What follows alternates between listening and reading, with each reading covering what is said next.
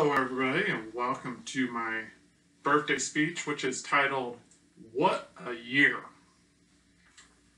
In this speech, I'm going to talk a little bit about a comedic drama hit TV show called 2020. I'm going to talk about what the writers of this show really stuffed into this year. You know, all the things they stuffed in. Boy, did they outdo themselves too. I mean, you know, when you look at the things that they stuffed in, you know, things like an impeachment, a global pandemic, you know, murder hornets, riots and unrest, and an election year. Now, it is amazing what the writers of 2020 threw into this year.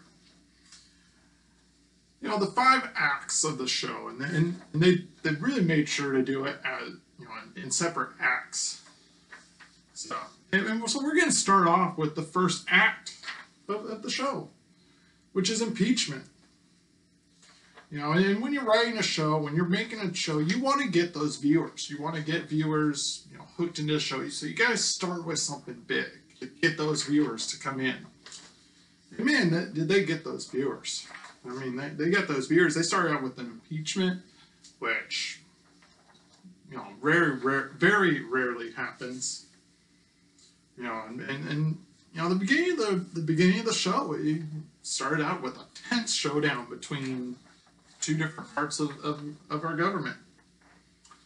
You know, and then after the impeachment was done, you know, you know, you got to keep viewers, and when you're doing a TV show, you have to keep viewers.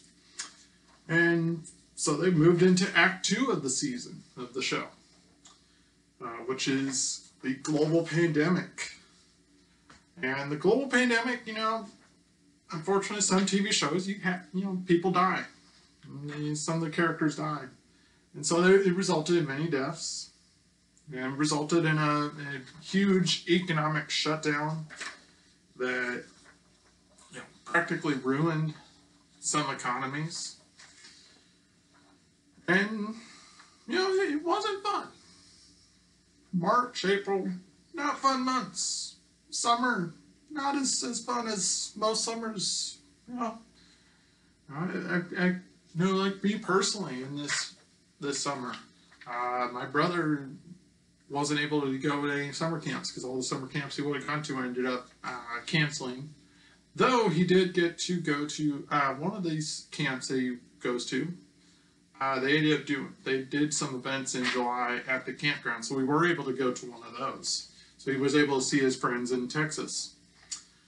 So yeah, you know, economic shutdown that brought a lot of, you know, lost a lot of jobs, a lot of deaths. You know, it was interesting to say the least. And so they used that to keep the viewers, but you know, you gotta throw in a plot twist every so often. You gotta throw something in every so often. So they moved to Act 3. The murder hornets.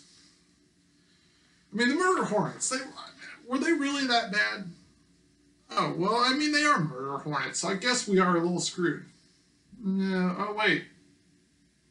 Oh, okay, I guess they weren't that bad. Why we call them murder hornets, I don't know. But hey, it was something that they had to throw in there, and it was a good plot twist for a second.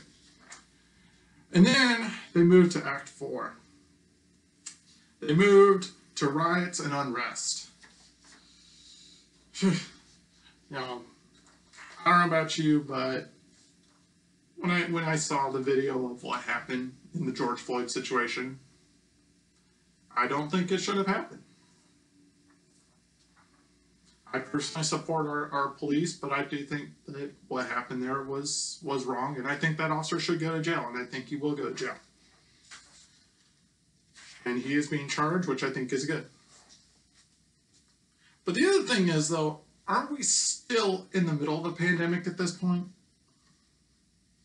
I mean, I guess I don't know at this point what's going on, because so much has happened by this point in the year that, you know, first we had an impeachment, then we had a global pandemic, then we had murder hornets, and you know, by this point my head's spinning.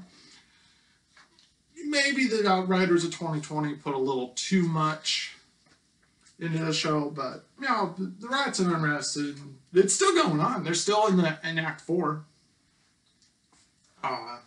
Still in the riot and unrest in some areas. And then we move to Act 5.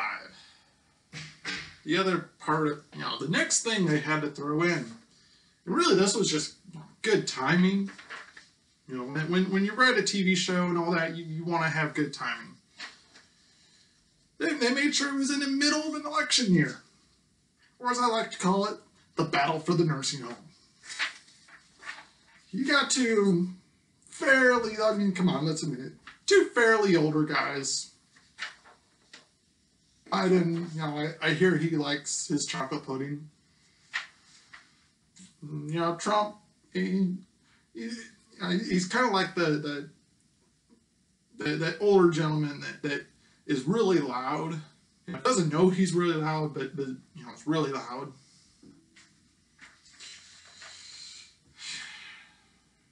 It was great timing just by the writers of 2020. So in conclusion, this year has been crazy. My 21st year of life has been absolutely crazy, absolutely insane. I don't think there will be another year that's going to be as insane as this year was. It'll be interesting to see what else happens, and you know, because we still got, this is only October, so we still got a couple months left in the year yet. The other question is, what's 2021 going to look like? You know, or what are the writers of 2021 going to throw in? Are they going to try to outdo 2020? I hope not, but we're going to have to wait and see. You know, on a positive note, because I like to end things on a positive note, I've enjoyed this semester. I'm really glad that Missouri State has done what they can to remain open. And I hope that we are able to stay open through the rest of the semester. We've made it quite a bit through the semester. Thank goodness. So I hope that this semester will finish strong. And I don't know about you, but I'm hoping that we'll be back to normal soon. So, for me, to all the rest of you, all my COM 315 classmates, stay safe, enjoy the rest of the semester, finish strong, you've got this. I'm encouraging you, you've got this, I believe in you. Good luck, everybody. Thank you.